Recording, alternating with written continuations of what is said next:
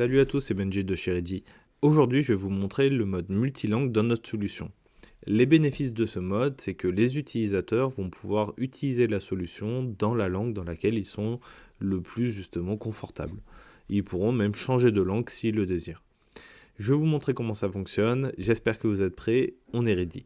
Alors d'abord pour commencer, je vais vous montrer où est la langue justement prédéfinie dans la solution.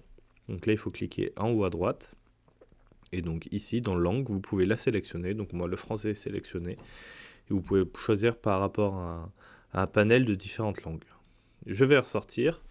Donc l'intérêt justement du mode traduction, donc de la multilangue, ça va permettre de faire un formulaire dans une certaine langue et de pouvoir le traduire pour les différents collaborateurs dans la langue dans laquelle ils le désirent.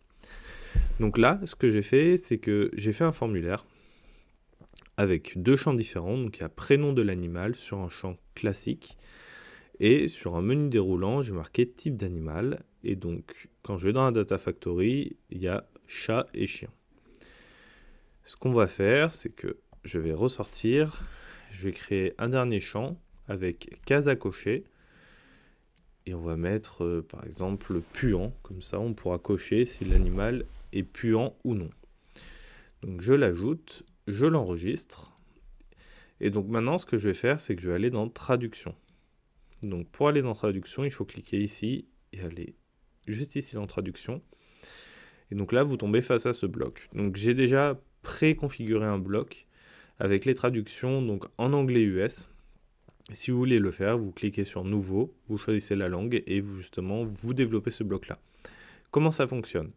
Pour le champ chat et chien que j'avais dans ma Data Factory, donc il faut ouvrir justement les parenthèses, mettre le nom du champ, fermer les parenthèses, deux petits points, on rouvre les parenthèses, on met la traduction, on remet les deux petits points et on met la virgule.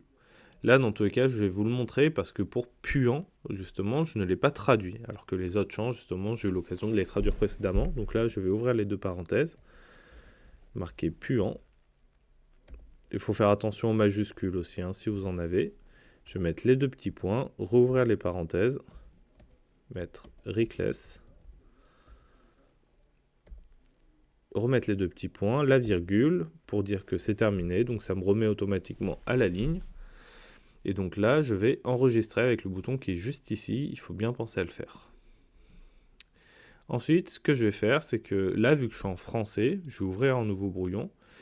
Et donc là, on voit qu'au niveau de mon champ, alors ça, je vais le modifier de suite parce que le bouton est un peu loin. J'ai mis un champ qui était trop grand. On a prénom de l'animal, on peut l'appeler Hubert, avec un H, ça peut être sympa. Pas comme les livraisons. On peut dire que Hubert est un chien et que Hubert est puant, excusez-moi. Donc là, ça ne l'a pas traduit parce que je suis en français justement au niveau de Ready. Alors, je vais juste faire la modification pour pas que le champ, la case à cocher soit à 10 km. Donc je vais le réduire.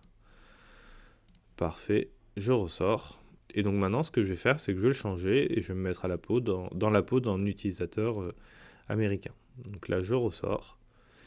J'ai fait la traduction comme vous l'avez vu précédemment. Et quand je fais New Draft, et ben à ce moment-là, mes champs sont directement traduits.